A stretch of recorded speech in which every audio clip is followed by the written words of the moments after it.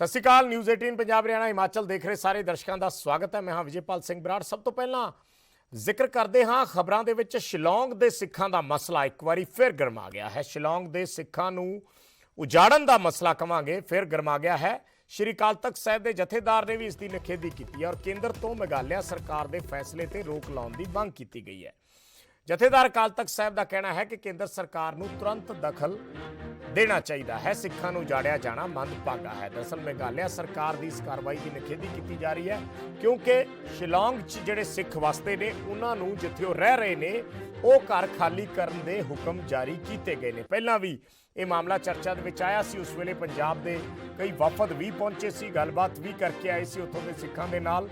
उत्थों दी सरकार दे नाल भी मुलाकात की सी। एक बार ये मामला कुछ देर के लिए टल गया सी, पर हुण दोबारा उन्होंने घर खाली करने के लिए कहा गया है। दोबारा घर खाली करने के नोटिस आए ने। उस तो बाद हुण फिर ये मामला जिहड़ा है दोबारा तो गरमा गया है। वख-वख सियासी पार्टियां भी, पंजाब सरकार भी, श्रोमणी अकाली दल भी मेघालय सरकार के इस फैसले की निखेधी कर रही है और ये फैसला वापस लैण की मंग की जा रही है।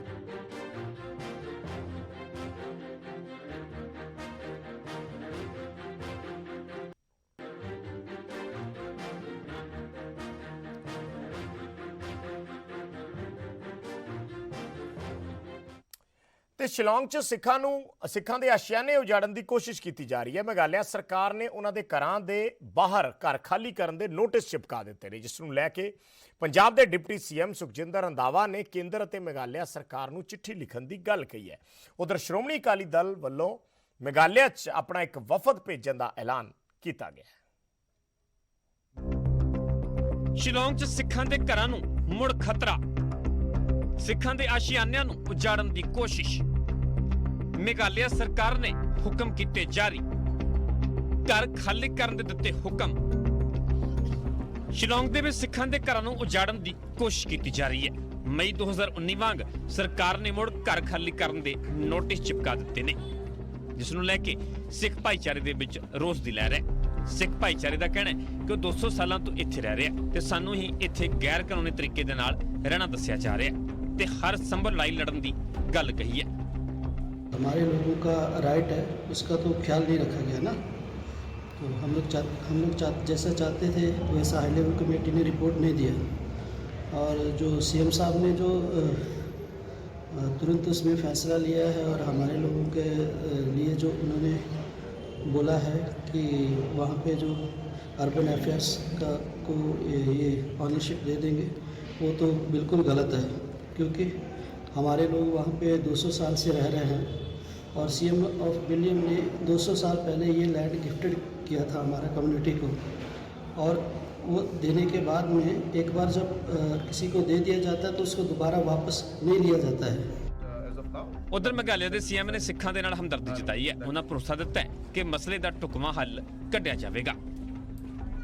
Is that this urban affairs department, which is now going to be the technically the owner of the land along with municipal board as the agreement has been signed and the final taking over of the and possession of the land will take place, has recommended that the urban affairs department will find locations for relocation of the individuals who are there who are not part of the employees of different departments including municipal board, and then suggest to the government on how to go forward in that. But why not evicting them since they are illegal settlers? There is a process of eviction also, and all these processes have to be followed. So therefore, Urban Affairs Department will go into all those aspects and come with a recommendation to the government. उधर deputy CM Sukhjinder Randhawa ने शिलोंग दे विच वसदे सिखां नूं उजाड़न दे फैसले का विरोध किया है। रंधावा ने कहा कि केंद्र ते मेघालय सरकार नूं चिट्ठी लिखी जाएगी। उन्होंने कहा कि भू माफिया के दबाव के विच सरकार के वालों अजिहा फैसला लिया जा रहा है। मई 2019 के विच भी यह मुद्दा उठिया सी ते पंजाब सरकार के वफद ने शिलोंग का दौरा किया सी। रंधावा ने कहा कि सिखां दे सिविल अधिकारां की किसी कीमत ते उलंघना बर्दाश्त नहीं होगी। उधर अकाली दल ने भी अपना वफद शिलोंग भेजण का फैसला लिया। मेघालय सरकार नूं इह उजाड़ा रोकना पएगा। श्रोमणी अकाली दल मेघालय के लोगों नाल पूरी तरह खड़ा ते श्रोमणी अकाली दल का एक बहुत जल्दी ही मेघालय भी जाएगा। दस दे कि सिख भाईचारे के 350 के करीब परिवार बीते 200 सालों तो इत्थे रह रहे हैं, पर हुण उन्हां नूं घर खाली करन दे हुक्म दिते गए ने। ਸਾਲ 2018 ਦੇ ਵਿੱਚ ਵੀ ਜਾਇਦਾਦ ਨੂੰ ਲੈ ਕੇ ਸ਼ਿਲੌਂਗ ਦੇ ਵਿੱਚ ਹਿੰਸਾ ਹੋਈ ਸੀ। ਸ਼ਿਲੌਂਗ ਤੋਂ ਪ੍ਰਭਾਸ਼ਾ ਭੱਟਾਚਾਰੀਆ ਦੇ ਨਾਲ ਰੋਹਿਤ ਬੰਸਲ, ਨਿਊਜ਼ 18 ਪੰਜਾਬ।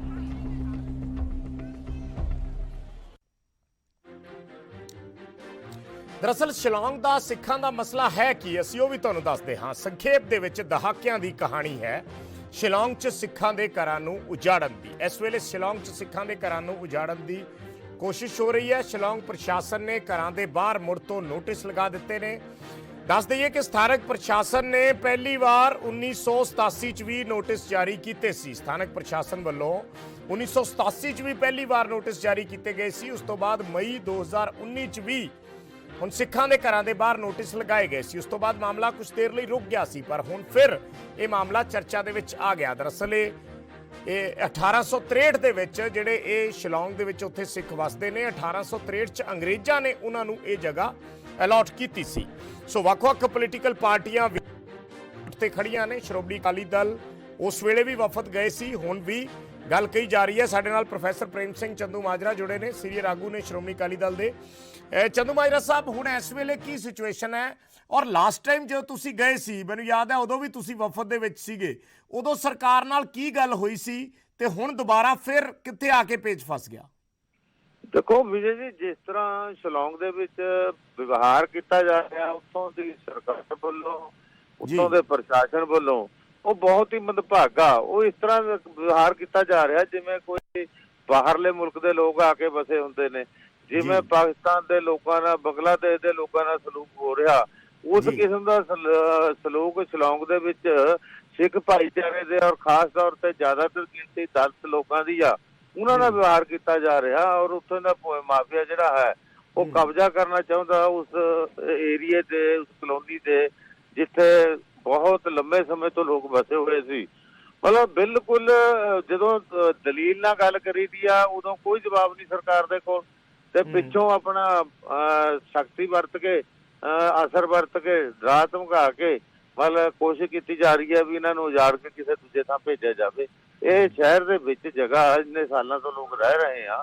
ਮਤਲਬ ਇਸ ਤਰ੍ਹਾਂ ਦਾ ਪ੍ਰਭਾਵ ਜਿਹੜਾ ਹੈ ਅੱਜ ਕੱਲਾ ਮੇਘਾਲਿਆ ਵਿੱਚ ਹੀ ਨਹੀਂ, ਮੈਂ ਸਮਝਦਾ ਪਹਿਲਾਂ ਲਖੀਮਪੁਰ ਖੀਰੀ ਦੇ ਵਿੱਚ ਤੇ ਫਿਰ ਜੰਮੂ ਕਸ਼ਮੀਰ 'ਚ ਜੋ ਘੱਟ ਗਿਣਤੀਆਂ ਦੇ ਅੰਦਰ ਡਰ ਸਹਿਮ ਪੈਦਾ ਕੀਤਾ ਜਾ ਰਿਹਾ, ਜੋ ਇਨਸਿਕਿਉਰਿਟੀ ਪੈਦਾ ਕੀਤੀ ਜਾ ਰਹੀ ਆ, ਇਹ ਤਾਂ ਦੇਸ਼ ਦੀ ਏਕਤਾ ਤੇ ਅਖੰਡਤਾ ਲਈ ਖਤਰੇ ਦੀ ਘਾਟੀ ਆ।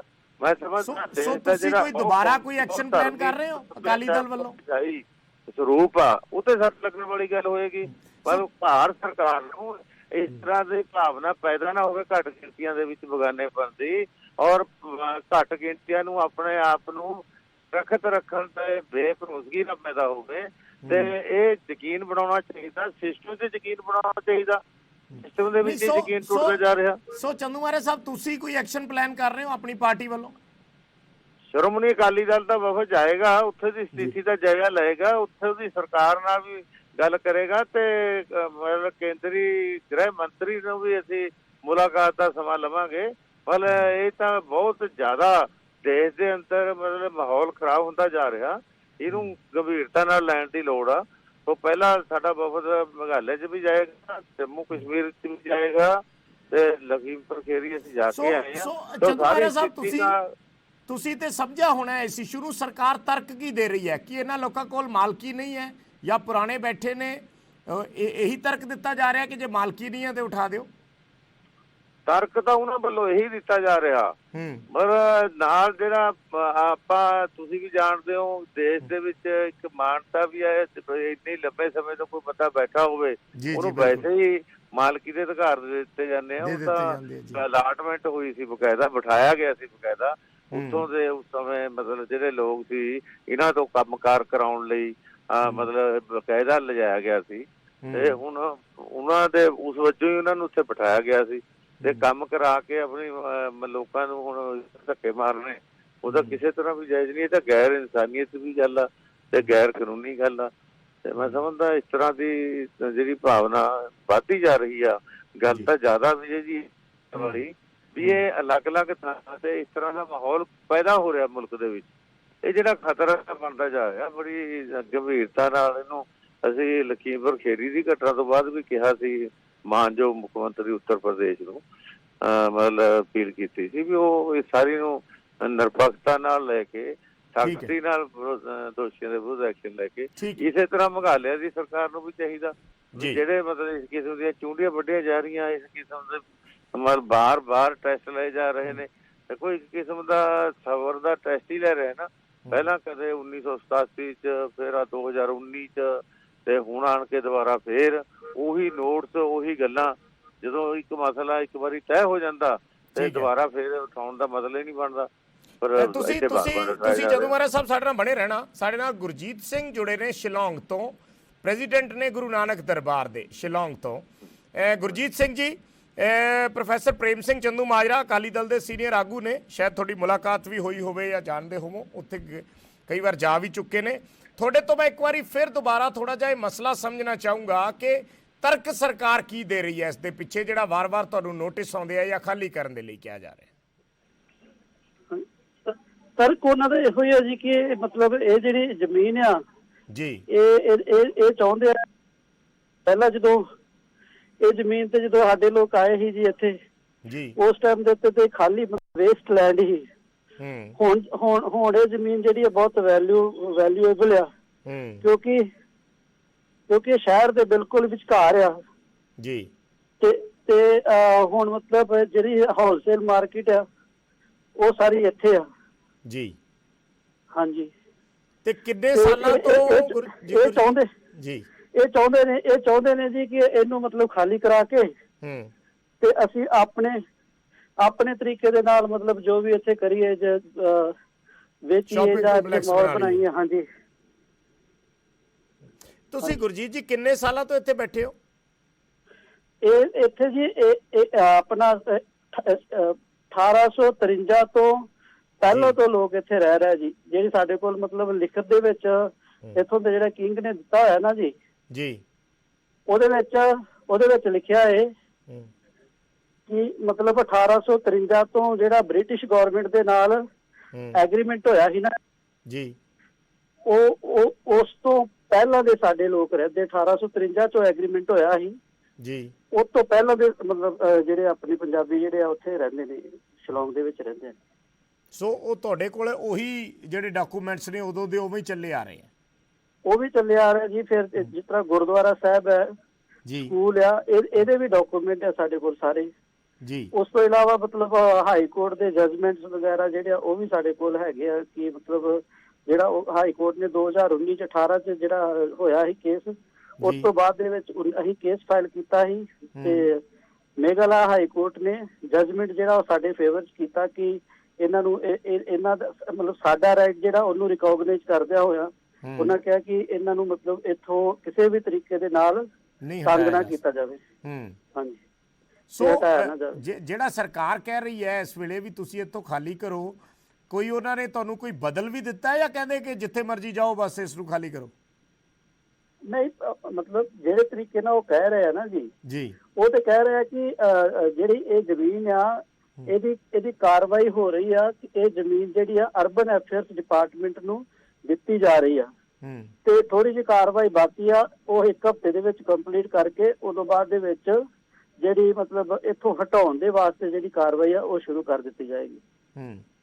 ਤੇ ਜਿਹੜੇ ਅਨਅਥੋਰਾਈਜ਼ਡ ਜਿਹੜੇ ਉਹ ਕਹਿੰਦੇ ਨੇ ਕਿ ਇਹ ਲੋਕ ਜਿਹੜੇ ਇੱਥੇ ਰਹਿ ਰਹੇ ਆ ਉਹ ਅਨਅਥੋਰਾਈਜ਼ਡ ਨੇ ਸਾਰੇ।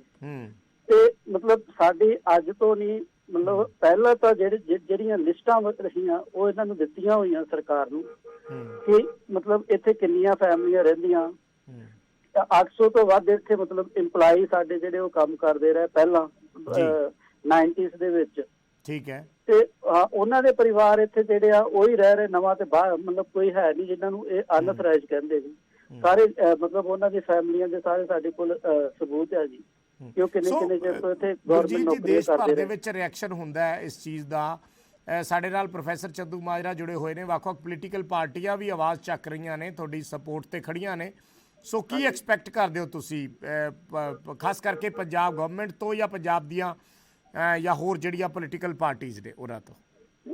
ਅਸੀਂ ਸਾਰੀ ਪੋਲੀਟੀਕਲ ਪਾਰਟੀਆਂ ਪੰਜਾਬ ਸਰਕਾਰ ਤੇ ਕੇਂਦਰ ਸਰਕਾਰ ਦੇ ਅੱਗੇ ਹੀ ਬੇਨਤੀ ਕਰਦੇ ਆ ਕਿ ਸਾਡੇ 200 ਸਾਲ ਲਗਭਗ ਹੋ ਗਿਆ ਇੱਥੇ ਸਾਡੇ ਪੰਜਾਬੀ ਜਿਹੜੇ ਆ ਇੱਕ ਫੈਮਲੀਆਂ ਰਹਿੰਦਿਆਂ ਨੂੰ, ਤੇ ਇਹਨਾਂ ਨੂੰ ਜਿਹੜੀ ਜਗ੍ਹਾ ਦੇ ਉੱਤੇ ਅਸੀਂ ਰਹਿ ਰਹੇ ਹਾਂ, ਇਹ ਜਗ੍ਹਾ ਜਿਹੜੀ ਹੈ ਸਾਡੇ ਕੋਲ ਰਹਿਣ ਦਿੱਤੀ ਜਾਵੇ, ਕਿਉਂਕਿ ਆਪ ਜੀ ਨੂੰ ਪਤਾ ਇੱਥੇ ਸਿੱਖ ਸ਼ਡਿਊਲ ਚੱਲਦਾ ਹੈ ਜੀ, ਉਹਦੇ ਮੁਤਾਬਿਕ ਬਾਹਰ ਕਿਸੇ ਜਗ੍ਹਾ ਦੇ ਉੱਤੇ ਜਗ੍ਹਾ ਅਸੀਂ ਲੈ ਨਹੀਂ ਸਕਦੇ।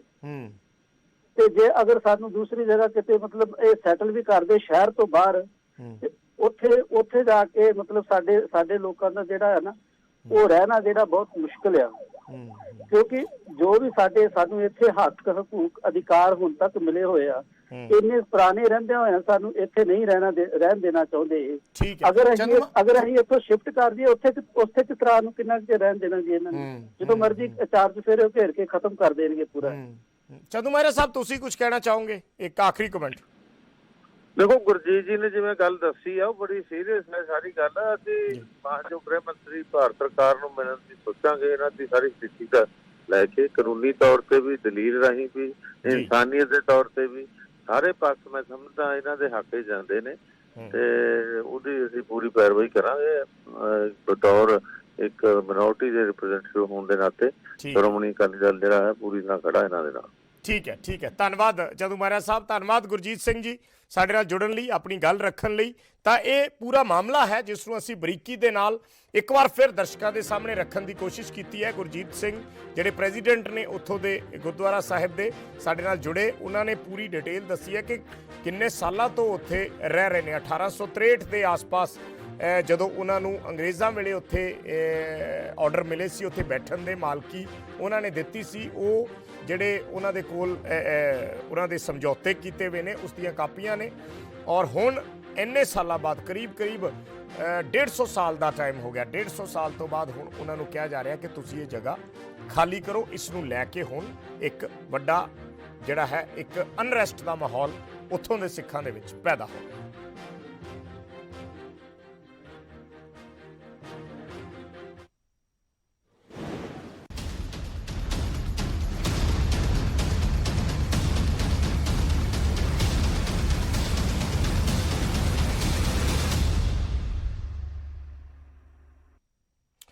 ਤੇ ਹੁਣ ਗੱਲ ਬਿਜਲੀ ਸੰਕਟ ਦੀ ਕਰ ਲੈਂਦੇ ਆ। ਬਿਜਲੀ ਸੰਕਟ ਦੀਆਂ ਖਬਰਾਂ ਨੂੰ ਕੇਂਦਰ ਨੇ ਰੱਦ ਕਰ ਦਿੱਤਾ ਹੈ। ਨਿਊਜ਼ 18 ਤੇ ਕੇਂਦਰੀ ਬਿਜਲੀ ਮੰਤਰੀ ਆਰ.ਕੇ. ਸਿੰਘ ਦਾ ਬਿਆਨ ਆਇਆ ਹੈ। ਬਿਨਾਂ ਕਾਰਨ ਉਹਨਾਂ ਨੇ ਕਿਹਾ ਹੈ ਕਿ ਬਿਜਲੀ ਸੰਕਟ ਦੀ ਗੱਲ ਫੈਲਾਈ ਜਾ ਰਹੀ ਹੈ ਔਰ ਗੈਰ ਜ਼ਿੰਮੇਵਾਰਾਨਾ ਰਿਹਾ ਹੈ ਕੁਝ ਬਿਜਲੀ ਕੰਪਨੀਆਂ ਦਾ ਵਤੀਰਾ।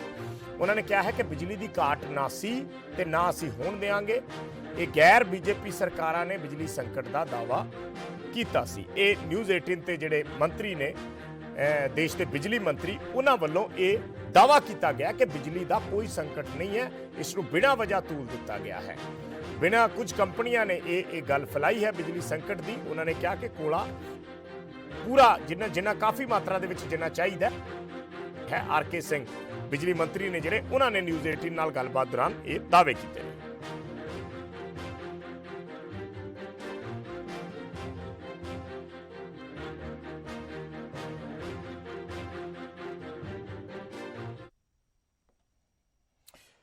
ਤਾਂ ਇਸ ਖਬਰ ਤੇ ਹੋਰ ਅਪਡੇਟ ਅਸੀਂ ਤੁਹਾਨੂੰ ਦੇਵਾਂਗੇ। ਬਿਜਲੀ ਮੰਤਰੀ ਦਾ ਬਿਆਨ ਵੀ ਸੁਣਾਵਾਂਗੇ, ਕੀ ਦਾਅਵਾ ਉਹਨਾਂ ਵੱਲੋਂ ਕੀਤਾ ਗਿਆ। ਇੱਕ ਛੋਟਾ ਜਿਹਾ ਕਮਰਸ਼ੀਅਲ ਬ੍ਰੇਕ ਲੈਣਾ, ਬਹੁਤ ਜਲਦ ਵਾਪਸ ਆਉਂਦੇ ਹਾਂ।